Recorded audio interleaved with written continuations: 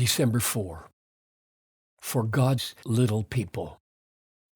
In those days, a decree went out from Caesar Augustus that all the world should be registered. This was the first registration when Quirinius was governor of Syria, and all went to be registered, each to his own town. And Joseph also went up from Galilee, from the town of Nazareth, to Judea, to the city of David, which is called Bethlehem, because he was of the house and lineage of David, to be registered with Mary, his betrothed, who was with child.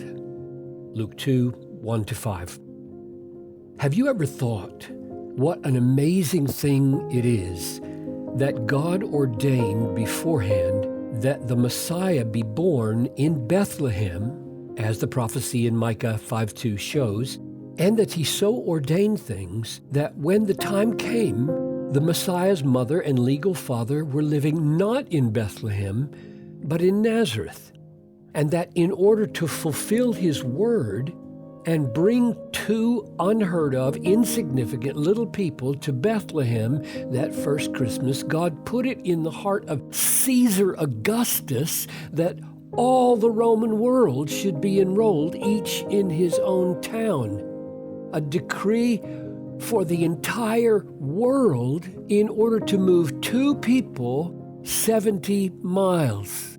Have you ever felt, like me, little and insignificant in a world of 7 billion people where all the news is about big political and economic and social movements and outstanding people with global significance and lots of power and prestige? If you have, don't let that make you disheartened or unhappy. For it is implicit in Scripture that all the mammoth political forces and all the giant industrial complexes, without their even knowing it, are being guided by God, not for their own sake, but for the sake of God's little people.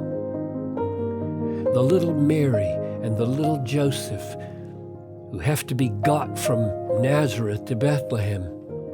God wields an empire to fulfill his word and bless his children. Do not think, because you experience adversity in your little world of experience, that the hand of the Lord is shortened.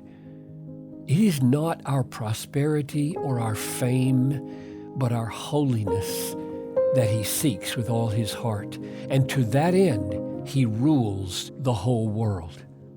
As Proverbs 21:1 says, the king's heart is a stream of water in the hand of the Lord. He turns it wherever he will, and he is always turning it for his saving and sanctifying and eternal purposes among his people. He is a big God for little people.